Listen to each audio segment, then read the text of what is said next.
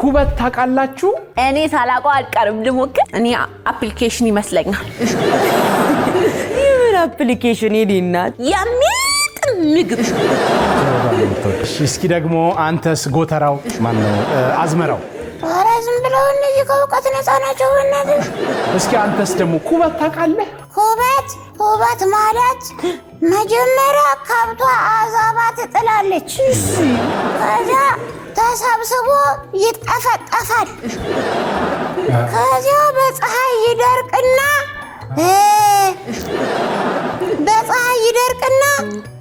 ከዛ የደረቀው ማገዶ ይሆንና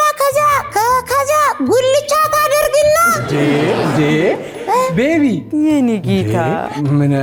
አባቢ ነው ነገረ አራሱ የኔታውቅና እንዴ አጁን ልፎ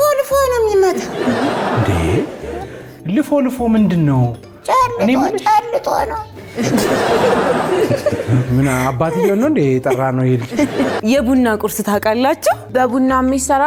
ሚጣፍጥ ኬክ ነው ያፈራል ከላይ ምንም አይሰጥኝ ብቻቸውን ነው የሚጠጡ እነማሚኮ እንቅልፍ እንዳይረብሽ ብለው አዎ አይደለም እሱ እኮ ከኔ በፊት ነው ገብተው የሚተኙ እነሱን አስተኝተነው የምተኛው የሚገርም ነው የቡና ቁርስ ማለት ከቡና ጋር የሚቀርብ ዳቦም ሊሆን ይችላል ቆሎም ሊሆን ይችላል ከዚያ እሱን ቁጭ ብለው እያበሉ ሰው ያማሉ ኧረ እንደሱ አይደለም ማህበራዊ ችግሮቻችንን እኮ ነው የሚፈቱት ምንድነው እዚህ ልጅ ውስጥ ሽማግሌ ያሉ እንዴ ኧረ ባይኔ ያየሁት ልትክዱኝ ነው ጎረቤት ሲያሙ ምንድነው ይሄ ልጅ በዚህ አይነት ገርል ፍሬንድ ይኖረዋል እሱማ ታጭቼ ነበር ከዛ ልጅቷ ኧረ በቃ